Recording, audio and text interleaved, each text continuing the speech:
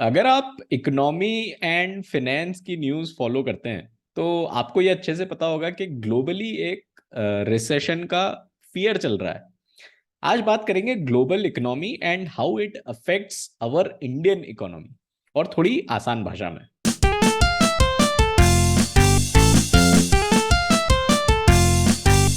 तो आज के टॉपिक को समझने के लिए हम चार सब टॉपिक्स डिस्कस करेंगे। First is Covid aftermath on the US economy, and second is Russia Ukraine war की वजह से global food and energy crisis जो हुआ। इसके अलावा दो लोकल फैक्टर्स जो स्पेसिफिक टू इंडिया हैं, जिसमें इन्फ्लेशन और मॉनसून पर हमारा फोकस रहेगा। तो सबसे पहले तो कोविड की वजह से जो यूएस गवर्नमेंट ने अपने सिटीजन्स के अकाउंट में फ्री मनी ट्रांसफर किया, उनको चेक्स दिए गए थे, तो उसकी वजह से डॉलर्स ज्यादा प्रिंट किए गए। अब उस टाइम तो यूएस गवर्नमेंट का सोचना था कि अगर बकरी ईद में बचेंगे तो मुहर्रम में नाचेंगे। लेकिन हुआ यूं कि कोविड टाइम्स में तो यूएस इकोनॉमी बची रही, बट उसके बाद इन्फ्लेशन बहुत बढ़ गया। तो कोविड में तो वो बच गए, लेकिन उसके बाद इन्फ्लेशन बढ़ गया, महंगाई बढ़ गई। सितंबर में यूएस इन्फ्लेशन 8.2% था। और एक रेफरेंस के लिए आपको बता दूं कि ट्रेडिशनली यूएस में इन्फ्लेशन 2% के आसपास होता है, तो 8.2% और 2%। तो अब आप समझ ही सकते हैं कि फ्री मनी ट्रांसफर और प्रिंट करने की वजह से यूएस में महंगाई बहुत बढ़ गई। अभिषेक, आप क्या ऐड करना चाहेंगे कोविड का आफ्टरमाथ और फिर इतना हाई इन्फ्लेशन यूएस में? और यूएस की बात स्पेसिफिकली इसलिए क्योंकि यूएस दुनिया की सबसे बड़ी इकोनॉमी है, और हम दो जो ग्लोबल ट्रेंड्स देख रहे हैं, उसमें यूएस का एक बड़ा रोल होता है। वो इतनी बड़ी इकोनॉमी है, ग्लोबलाइज्ड वर्ल्ड में सब लोग यूएस से ऑब्वियसली कनेक्टेड हैं। अभिषेक। जैसे कि आपने इंट्रोडक्शन में कहा कि जो हमारा 4 पॉइंट डिस्कस करने वाले, पहला जो पॉइंट है कि जिस तरह से यूएसए में डॉलर छापे गए जब कोविड आया, लॉकडाउन था, तो वहाँ की जो गवर्नमेंट की पॉलिसी थी, उनका सोचना ये था कि हम लोगों की जेब में पैसे देते, जब लॉकडाउन खुलेगा तो वो लोग पैसा जाके खर्च करेंगे, जिससे इकोनॉमी को एकदम बूस्ट मिलेगा। तो हुआ ही वही, लोगों ने पैसा खर्च किया। दो चीज़ की, एक तो लोग गए मार्केट में, गए मार्केट में पैसा खर्च किया। दूसरा, जो वहाँ के जो इन्वेस्टर्स थे, उन्होंने दुनिया भर के देशों में पैसा इन्वेस्ट किया, चाहे वो स्टॉक मार्केट हो, चाहे बॉन्ड मार्केट हो। अलग अलग दुनिया के देशों में उन्होंने पैसा काफी इन्वेस्ट किया। एफआईआई इन्फ्लोज बढ़े, हमने भी देखा था कि इंडिया में काफी एफआईआई इन्फ्लो आए थे, हमारे भी स्टॉक मार्केट काफी ऊपर गए थे। पर अब हो क्या रहा है, एक पॉइंट तो आपने कवर कर लिया कि इन्फ्लेशन इन्फ्लेशन बढ़ा है।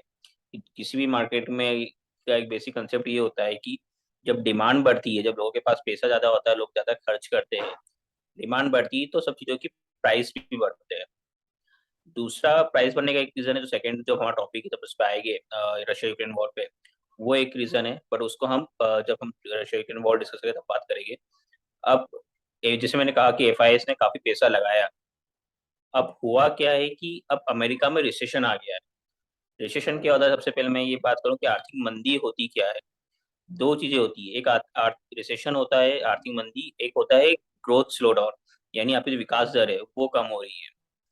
अब रिसेशन क्या होता है कि जो टेक्निकली जो रिसेशन की बात करें, जो टेक्निकली जो उसकी डेफिनेशन है, वो ये है कि किसी भी कंट्री में अगर 2 क्वार्टर में लगातार जीडीपी आपकी नेगेटिव में है, यानी आपकी जो इकोनॉमिक की साइज है बढ़ने की बजाय श्रिंक हो रही है, और ऐसे लगातार 2 क्वार्टर में रहता है, तो टेक्निकली माना जाता है कि रिसेशन आ गया है। यूएस में हमने देखा है कि अभी पिछले 2 क्वार्टर के की जो जीडीपी ग्रोथ है वो नेगेटिव में, यानी वहाँ की इकोनॉमिक बढ़ने की बजाय श्रिंक हो रही है, सिकुड़ रही है। तो उससे क्या हुआ है कि एफआईएस में एक थोड़ा सा डर है कि कई जो आर्थिक मंदी है हमारे, जो हमारे घर में, उसका क्या असर होगा। तो वो क्या कर रहे हैं कि दुनिया भर के जो शेयर मार्केट्स है या बॉन्ड मार्केट्स है, या दुनिया भर में कहीं भी इन्होंने जो पैसा इन्वेस्ट कर रखा है, वो मार्केट से निकालना चालू कर दिया है। वो पैसा निकाल रहे हैं, और एक जो कम रिस्क का जो इन्वेस्टमेंट, जो प्रोडक्ट है, इन्वेस्टमेंट प्रोडक्ट है, उसमें वो पैसा डाल रहे हैं। तो इसी की वजह से दुनिया भर के शेयर मार्केट में गिरावट देखने को मिल रही है। साथ ही साथ जब आप पैसा निकालते हैं, आप डॉलर निकालते हैं दुनिया भर के देशों में से, तो डॉलर की डिमांड बढ़ती है। तो इस वजह से डॉलर भी स्ट्रांग हो रहा है, क्योंकि डॉलर की डिमांड बहुत ज्यादा है। तो हमने इससे देखा है, रुपी है या दूसरी भी दुनिया की जितनी भी कंट्रीज है, उसकी वजह से डॉलर एक मजबूत हो रहा है। ये कई रीजन होते हैं, उसमें से एक रीजन ये भी है कि जो एफआईएस पैसा निकाल रहे हैं, तो उस वजह से डॉलर मजबूत हो रहा है। और कई फैक्टर है जो हम आगे डिस्कस करेंगे। ठीक है। तो एक तो बात इन्फ्लेशन बढ़ने की हुई, और दूसरा जैसा मैंने स्टार्टिंग में भी कहा कि डॉलर्स प्रिंट किए गए ताकि लोगों को फ्री मनी दिया जा सके। अब एक टाइम पे ये फ्री डॉलर्स प्रिंट होना एक्चुअली बंद कर दिए गए, और एक्सपेक्टेशन यही थी कि जब डॉलर्स वापस से फ्री मनी लोगों के अकाउंट में जाना बंद होगा, तो इन्फ्लेशन फिर धीरे धीरे कम आ जाएगा, हो जाएगा। लेकिन ऐसा हुआ नहीं। इनफैक्ट हुआ ये कि रशिया और यूक्रेन का वॉर स्टार्ट हो गया। इसकी वजह से ग्लोबल फूड और एनर्जी क्राइसिस भी आया। तो एक तो इन्फ्लेशन चल ही रहा था, इन्फ्लेशन को कम करने के लिए यूएस में रेट हाइक्स भी हुए जो अभी भी हो रहे हैं। लेकिन इन्फ्लेशन अभी भी कम इसलिए भी नहीं हो रहा क्योंकि सप्लाई भी कहीं ना कहीं इम्पैक्टेड है। फॉर एग्जांपल एनर्जी का सप्लाई कम है, एनर्जी यानी पेट्रोलियम रिलेटेड प्रोडक्ट्स। तो अगर इनका सप्लाई कम है तो फिर गैस प्राइसेस या कहें कि पेट्रोल डीजल प्राइसेस ये बहुत हाई हो जाएंगे। तो चूंकि रशिया पर सैंक्शंस लगे हुए हैं और वही एक मेजर सप्लायर भी है, तो सप्लाई में ही कमी आई है। अब हम सब जानते हैं कि पेट्रोल महंगा होगा तो सब कुछ महंगा होगा, और इसी सब जंजाल में यूरोप भी फंस गया। तो अब अमेरिका से हम थोड़ा सा यूरोप पे भी अगर फोकस करें तो वो भी रिसेशन की तरफ बढ़ रहा है। रशिया से वो लोग काफ़ी एनर्जी इंपोर्ट करते हैं। तो चूंकि सैंक्शंस लगे हुए हैं, उतना सप्लाई नहीं हो रहा है, तो इसलिए यूरोप की भी हालत इकोनॉमिकली वीक हो रही। अब अगर आप सोच रहे हैं कि ऑयल तो यार मिडिल ईस्ट सप्लाई करता है, जब भी ऑयल की बात आती है तो मिडिल ईस्ट की बात आती है, तो वो ज़्यादा ऑयल निकाल लें, जितना निकालते हैं उससे वो ज़्यादा निकाल लें और सप्लाई ज़्यादा कर लें, तो रशिया की कमी जो है वो पूरी कर दें। लेकिन हर देश सबसे पहले खुद के बारे में सोचता है, खुद के इंटरेस्ट सोचता है। और recently in fact last week OPEC यानी Organization of Petroleum Exporting Countries, उन्होंने ऑयल प्रोडक्शन को कट करने की बात की थी ताकि ऑयल प्राइसेस और ऊपर जाएं और उनकी कमाई और ज्यादा बढ़े। तो आप सोच सकते हैं कि ग्लोबल इकोनॉमी जहां हम रिलाय करते हैं कि सारी कंट्रीज एक दूसरे से ट्रेड करेंगी, ट्रेड और कॉमर्स को बढ़ावा मिलेगा और सब लोग एक साथ ग्रो करेंगे, वहां पे इस तरह के चाल या इस तरह की स्टेप्स भी कुछ कंट्रीज लेती हैं उनके खुद के फायदे के लिए, कि ऑयल प्राइसेस ऊपर हैं, अगर हम प्रोडक्शन और कम कर देंगे तो ऑयल प्राइसेस और ज्यादा ऊपर जाएंगे। तो इस सब कहानी से दूर चाइना में भी एक रियल एस्टेट क्राइसिस है, वो अलग ही चल रहा है, उसकी बात फिर कभी करेंगे। लेकिन ये जो एक ग्लोबली मैंने बात की, Russia Ukraine war, Europe, US, Middle East, China, Abhishek आप क्या ऐड करना चाहेंगे? इसके इसके फ्रंट एंड सेंटर में एक रशिया यूक्रेन वॉर ही है अगर देखा जाए तो। हाँ, जैसे दूसरा फैक्टर बोल रहा है कि रशिया यूक्रेन वॉर है, उसकी वजह से भी जो पूरी दुनिया भर में महंगाई बढ़ रही है। महंगाई बढ़ने के दो रीजन होते हैं। हमने एक रीजन बताया कि जब मार्केट में डिमांड ज्यादा होती है, लोगों के पास हाथ में पैसा होता है, जब डिमांड ज्यादा होती है तो महंगाई बढ़ती है। दूसरा रीजन होता है सप्लाई साइड से। अगर किसी चीज की सप्लाई नहीं हो रही है, अगर सप्लाई कम है, तो उस चीज की भी प्राइस बढ़ेगी। तो एक तो जब अमेरिका ने फ्री डॉलर छापे तो उससे डिमांड बढ़ी, उससे महंगाई बढ़ी। जब डॉलर छापना उन्होंने बंद कर दिया, तब क्या हुआ, रशिया यूक्रेन वॉर हो गई, जिससे पूरे जो वर्ल्ड की जो सप्लाई चेन है वो डिस्टर्ब हो गई। और अभी भी जब ये 200 250 दिन से की 200 250 दिन लंबी वो ज्यादा वॉर चल चुकी है, अभी भी वो ग्लोबल जो सप्लाई चेन है वो एक तरह से फिक्स नहीं हो पा रही, वो काफी डिस्टर्ब हो गई। तो एक सप्लाई साइड से भी प्रेशर आ रहा है, कई रॉ मटेरियल्स के साइड्स के दाम काफी बढ़े पिछले कुछ महीनों में, तो इस वजह से महंगाई बढ़ रही है। दूसरा कि जैसे कहा कि ऑयल के प्राइस प्राइस इंटरनेशनल मार्केट में बढ़ रहे हैं, ओपेक ने रेट कट कर दिए, रशिया सप्लाई नहीं कर पा रहा है। दूसरा अब ये डर ये है कि जैसे आपने बताया है कि रशिया काफी मात्रा में नेचुरल गैस या और oil, crude oil European countries को सप्लाई करता है। अब जैसे यूरोप में विंटर सीजन आ रहा है, तो वहाँ पे विंटर सीजन में नेचुरल गैस की डिमांड काफी बढ़ जाती है, क्योंकि घरों को जो गर्म करने में या जो कमर्शियल प्रॉपर्टीज या ऑफिस है गर्म करने में नेचुरल हीटर में वो नेचुरल गैस यूज करते हैं।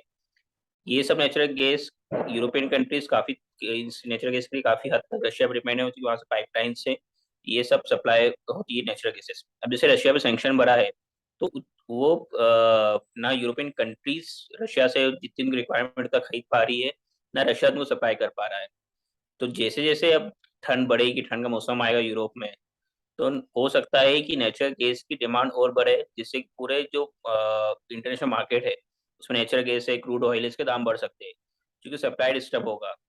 अगर रशिया यूक्रेन वॉर और इंटेंस और बढ़ती है, तो ये भी हो सकता है कि अमेरिका और सैंक्शंस लगाए, तो और मुश्किल हो जाएगा यूरोपियन कंट्रीज के लिए कि वो रशिया से किस तरह से वो ऑयल या नेचुरल गैस खरीदे। तो ये देखना होगा कि आने कब तक जो ठंड का मौसम आने वाला है उसमें यूरोप अपनी नेचुरल गैस की जो उनकी रिक्वायरमेंट है यूरोपियन कंट्रीज की, वो किस तरह से पूरी फुलफिल करता है, और इसका जो ग्लोबल मार्केट में जो क्रूड ऑयल और नेचुरल गैस दाम है उस पर क्या असर पड़ता है। ठीक है, तो ये सब तो ग्लोबल इकोनॉमी की बात हुई। और चूंकि मैंने जैसा पहले भी कहा, एक ग्लोबलाइज्ड वर्ल्ड में रहते हैं, तो इस सब का इम्पैक्ट हम पर भी होगा। हालांकि इंडिया की हमने अभी तक एक भी बार बात नहीं की इस सब में, लेकिन दो लोकल फैक्टर्स भी हैं। ये तो दो फैक्टर्स हैं जो हमने बात की, लेकिन इसके अलावा दो लोकल फैक्टर्स भी हैं। एक फैक्टर तो हुआ इन्फ्लेशन, जो कि हमारे यहाँ भी ज्यादा है, जिसकी वजह से रेपो रेट इंक्रीज भी हम देख रहे हैं। हमारे लोन्स महंगे हो रहे हैं, और रुपी भी डॉलर के मुकाबले गिर रहा है, या कहें कि डॉलर ज्यादा स्ट्रांग हो रहा है, which is the politically correct thing to say these days. तो अभिषेक, इस कंटेक्स्ट में अभी तक क्या हुआ है और आगे क्या हो सकता है? जैसे मैंने हमने इनिशियल डिस्कस किया कि दो चीज हुई कि जो पूरी ग्लोबल सप्लाई चेन डिस्टर्ब हो गई, उससे कई सभी रॉ मटेरियल के दाम बढ़ गए। हम कुछ भी इंडिया में प्रोड्यूस करें, पर कहीं ना कहीं हमें रॉ मटेरियल उसका बाहर से मंगाना पड़ता है, तो उससे उसका इफेक्ट पड़ रहा है। पेट्रोलियम प्रोडक्ट्स के दाम बढ़ गए हैं। हम हमारे जितनी रिक्वायरमेंट है, मैक्सिमम रिक्वायरमेंट हम इंपोर्ट करते हैं, तो हमें उसके लिए ज़्यादा पे करना पड़ रहा है। तो इसका एक असर हुआ है। दूसरा, एक्सपोर्ट कम भी हुए हैं, क्योंकि जिस तरह से पूरा दुनिया भर में रिसेशन आ रहा है, तो डिमांड कम हुई है चीज़ों की। तो जो हमारे यहाँ से एक्सपोर्ट हुआ था वो भी कम हो रहा है। और उसके साथ डॉलर की स्ट्रांग हुआ है, और उसकी रुपी कंपेरिजन में लगभग 80 रुपए के ऊपर पहुंच चुका है, लगातार 80 रुपए के ऊपर ही बना हुआ है। तो हमें अब जो भी हम इम्पोर्ट कर रहे हैं उस पर अब ज्यादा हमें पैसा खर्च करना पड़ रहा है। अब इसका कॉन्ट्रैक्ट व्यू ये हो सकता है कि हमें एक्सपोर्ट में फायदा हो रहा है, तो हमें फायदा हो रहा है एक्सपोर्ट में, पर हम एक नेट इंपोर्टर कंट्री है। यानी हमारा इंपोर्ट ज्यादा है, हमारे बाहर सामान ज्यादा मंगाते हैं और हम यहाँ से सामान कम बेचते हैं। तो जो डिफरेंस है वो काफी ज्यादा है। यानी हम जितना जो सामान खरीद रहे हैं उसके लिए हमें काफी डॉलर पे करना पड़ा है, ज्यादा रुपए हमें देना देना पड़ रहा है। ये एक नेगेटिव इफेक्ट हो रहा है कि जो डॉलर स्ट्रांग हो रहा है रुपये की कंपैरिजन में। दूसरी करेंसी भी के अगेंस्ट भी डॉलर स्ट्रांग हो रहा है, बट रुपये के अगेंस्ट भी डॉलर एक इस तरह से स्ट्रांग हो रहा है। एंड फाइनली जो हमारा फोर्थ सब टॉपिक है वो है मॉनसून। शायद ये लीस्ट अटेंशन ग्रैबिंग टॉपिक है, लेकिन इसका भी हमारी इकोनॉमी पर काफी असर पड़ता है। तो अभिषेक, आप सबसे पहले तो ये बताइए कि इकोनॉमी मॉनसून से रिलेटेड क्यों है, और सिर्फ ये इंडिया में ही हम क्यों सुनते हैं कि मॉनसून का इकोनॉमी पर भी असर पड़ता है? दूसरे देशों में हम ये ज्यादा सुनते नहीं है, या मैंने तो कभी सुना नहीं पर्सनली। ऐसा क्यों? सबसे पहले तो जब हमारे यहाँ जो भी खेती होती है, उसको पानी की जो रिक्वायरमेंट होती है मानसून से, जो जो पानी गिरता है उससे ही काफी हद तक जो पानी की सिंचाई सिंचाई की जरूरत होती है उससे फुलफिल होती है। हमारे काफी नहरें है ये, बट अभी जितनी वेस्टर्न कंट्री मॉडर्नाइज है सिंचाई को लेके, जिस तरह से वो आर्टिफिशियल जो के यूज कर सकती है नहरों से या दूसरा ग्राउंड वाटर का यूज करके, अभी भी हम काफी हद तक मानसून पर डिपेंड है कि जो सिंचाई के लिए काफी हद तक मानसून पर डिपेंड है। अगर मानसून की साइकिल डिस्टर्ब हो जाती है, अगर मानसून अगर लेट आए या जल्दी आए, कम बारिश हो जाए, कब बारिश होगी, तो उससे हमारी जो फसलें हैं उस पर काफी असर पड़ता है। अब ये इम्पोर्टेंट टॉपिक क्यों है एग्रीकल्चर में, इस पर हम डिस्कस करते हैं। हमने देखा था कि जब कोविड के टाइम पे जब हमारी इकोनॉमी -23% से नीचे गिरी थी, तब एक ही सेक्टर था एग्रीकल्चर सेक्टर जो पॉजिटिव ग्रोथ दिखा रहा था।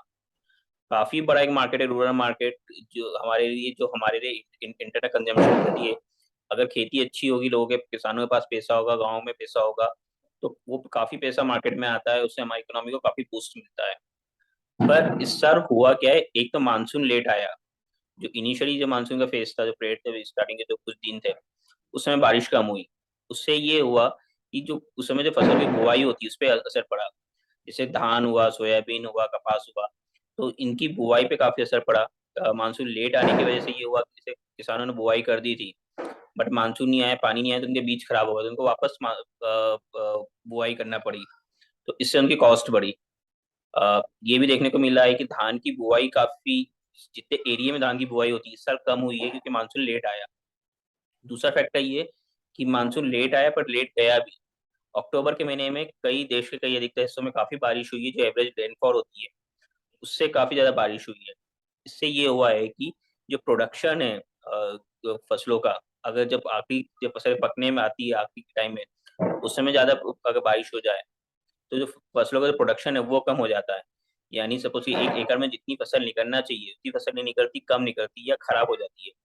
अब एग्जैक्टली कितना खराब हुई है वो अभी एनालिसिस करने में टाइम लगेगा, जब फसल मार्केट में आएगी तब पता पड़ेगा कि कितना नुकसान हुआ है। और इससे ये होगा कि अब अगर प्रोडक्शन कम हुआ है तो चीजों के दाम भी बढ़ेंगे। सब्जियों की बात करें, अगर लेट बारिश हुई है जिसका हमारे हमारे इस पे सीधे इफेक्ट पड़ता है, तो सब्जियां खराब हुई, सब्जियों के दाम बढ़ेंगे। उसका एक और इफेक्ट होगा कि अभी भी कई जगह पे खेतों में पानी, खेत गीले है, तो जो अगले सीजन की जो बुआई होनी है वो लेट होगी। जो सब्जियां है, हरी सब्जी, उसकी भी बुआई लेट होगी। तो ये हो सकता है कि आने वाले कुछ टाइम में हमारे यहाँ जो जो सब्जियों के दाम है या जो खाद्यान्न के दाम है वो बढ़ सकते हैं। अभी हम इसी एक साइकिल में फंसे हुए हैं। जो आरबीआई फाइनेंस मिनिस्टर है वो काफी चैलेंजिंग टास्क है कि हमारे यहाँ लगातार इन्फ्लेशन हाई बना हुआ है, डबल डिजिट इन्फ्लेशन चल रहा है। आरबीआई का जो टारगेट है वो है कि 6% नीचे होना चाहिए लगातार, पर 13 महीने से ये 6% से ज्यादा इन्फ्लेशन चल रहा है। अब इन्फ्लेशन बढ़ने से हो क्या रहा है कि आरबीआई को रेपो रेट कम करना पड़े। रेपो रेट से क्या करता है आरबीआई की जो मार्केट में नकदी है वो कम कर लेता है। अगर हम इन्फ्लेशन को कम करने के लिए रेपो रेट बढ़ाएंगे, रेट ऑफ इंटरेस्ट बढ़ाएंगे, मार्केट में नकदी कम करेंगे, तो उसका नेगेटिव इफेक्ट होगा कि हमारी ग्रोथ पे असर पड़ेगा। अगर आपको कुछ इन्वेस्टमेंट करना है, आपको कुछ नया काम चालू करना है, उसके लिए पैसे चाहिए, तो आपको ज्यादा ब्याज देना पड़ेगा। तो हो सकता है कि आप नया काम चालू ना करें। तो एक जो बहुत ही कंफ्यूजिंग स्टेज है, या एक बहुत चैलेंजिंग टास्क है आरबीआई के सामने, कि किस तरह से वो इन्फ्लेशन को भी कंट्रोल करे और ग्रोथ को भी मेंटेन करके रखे। इसीलिए जिस तरह से इन्फ्लेशन बढ़ रहा है, आरबीआई ने पिछले 6 महीने में 4 बार रेपो रेट बढ़ा दिए है। तो आरबीआई ने भी अपना जो इस साल के जो जीडीपी प्रोडक्शन प्रोजेक्शन था इंडिया के लिए वो कम किया है। आईएमएफ ने भी इस वजह से इंडिया के जो ग्रोथ का जीडीपी प्रोजेक्शन था वो कम किया है। अभी भी हमारा जो प्रोजेक्शन है इंडिया का, वो जो बाकी की डेवलपिंग कंट्री काफी ज्यादा है। अभी भी हम काफी लगभग 6% के आसपास आरबीआई और आईएमएफ का प्रोजेक्शन है कि इस साल हमारी जो जीडीपी ग्रोथ रेट रहेगी वो 6% के आसपास रहेगी, जो बाकी कंट्री से अभी भी काफी अच्छा है। अ, पर एक जो हमारे सामने जो सबसे ज्यादा चैलेंज है, जो बात करते हैं कि सब रिसेशन है या ग्रोथ है 6% से बढ़े, 7% से बढ़े, इस पे हम एक पॉइंट हम ये बोलना डिस्कस करना पे ध्यान देना भूल जाते हैं कि जो हमारी जो पॉपुलेशन है, सबसे यंग पॉपुलेशन है। हर साल करोड़ों एक एक नए युवक आते हैं जिनको एम्प्लॉयमेंट की, नौकरी की रिक्वायरमेंट रहती है। अगर हम एक ग्रोथ का जो पेस है, अगर वो जो हम जिस तेजी से बढ़ रहे हैं वो मेंटेन नहीं करेंगे, तो नई जॉब क्रिएट नहीं होगी। तो जितने लाखों करोड़ों जो यूथ निकल रहा है जिनको नौकरी की जरूरत है हर साल, उतनी नौकरी हम जनरेट नहीं कर पाएंगे। तो ये एक एक पॉइंट है कि हमें काफी तेजी से बढ़ना है, भले ही दूसरी कंट्री नहीं बढ़े, हम खुश हो कि हमने दूसरी कंट्री से काफी तेजी से ग्रोथ की है, या उनसे उनसे कंपेरिजन में हमारी जो ग्रोथ है वो काफी अच्छी है। बट हमें हमारे लोगों को एम्प्लॉयमेंट देने के लिए एक काफी अच्छी ग्रोथ चाहिए। अगर हम अच्छे से ग्रोथ करेंगे तो नए बिजनेस आएगी, नई अपॉर्चुनिटीज आएगी, नई नौकरियां आएगी, या कोई खुद का काम करना चाहता है तो उसके लिए कुछ अपॉर्चुनिटी रहेगी। तो काफी एक मात्रा में एम्प्लॉयमेंट बढ़ेगा। और ये भी कि अभी हमारे जो इकोनॉमी का जो साइज है वो हम रशिया हम यूएस से कंपेयर करें, चाइना से कंपेयर करें, काफी छोटा है। अगर वो 1% से बढ़ते, आधे परसेंट से बढ़ते हैं, तो उतनी बड़ी बेस के साथ उनकी ग्रोथ काफी है। हमारा बेस छोटा है, तो हमें काफी लंबी ग्रोथ चाहिए ताकि हमारी इकोनॉमी उनके जो बड़ी जो डेवलपिंग कंट्रीज है उनसे कॉम्पीट कर सके, और हमारे लोगों को एम्प्लॉयमेंट मिल सके, और हमारे यहाँ एक अच्छी एक जो और बाकी जो एग्जिस्टिंग एम्प्लॉयमेंट है, या जो लोग जो जो जॉब करेंगे सैलरी बढ़े, या लोगों को नई अपॉर्चुनिटीज मिले। ठीक है, तो ये बात थी इकोनॉमी के बारे में, हम कहाँ से चले थे और हम कहाँ तक आ गए। इस वीडियो में काफ़ी कुछ डिस्कस किया। और ग्लोबल इकोनॉमी में होता दरअसल यही है, कुछ ऐसे इस तरह की इवेंट्स होती हैं जो ट्रिगर करती हैं एक डोमिनो इफेक्ट, और आगे चल के कहाँ से कहाँ बात पहुंच जाती है। जैसे कोविड आया, कोविड में यूएस ने एक्स्ट्रा डॉलर्स प्रिंट किए और आज हम कहाँ खड़े हुए हैं। और इनफैक्ट मैं रिसेंटली एक बुक पढ़ रहा था, साइकोलॉजी ऑफ मनी, उसमें यही इसी तरह का एक डोमिनो इफेक्ट बताया गया है कि कैसे 9/11 का अटैक यूएस में हुआ, उसकी वजह से यूएस की इकोनॉमी पे बोझ आया। तो यूएस ने डिसाइड किया कि वो इंटरेस्ट रेट्स कम करेंगे ताकि ज़्यादा लोगों को पैसा फ्रीली अवेलेबल हो, कम इंटरेस्ट रेट्स पर अवेलेबल हो, जिसकी वजह से धीरे धीरे इंटरेस्ट रेट्स बहुत कम बहुत कम बहुत कम होते होते 0% तक आ गए। और इवेंचुअली हुआ ये कि हर किसी को लोन मिलने लगा, और बहुत ज़्यादा लोगों ने फिर घर खरीद लिए, और उसकी वजह से एक हाउसिंग क्राइसिस ट्रिगर हुआ।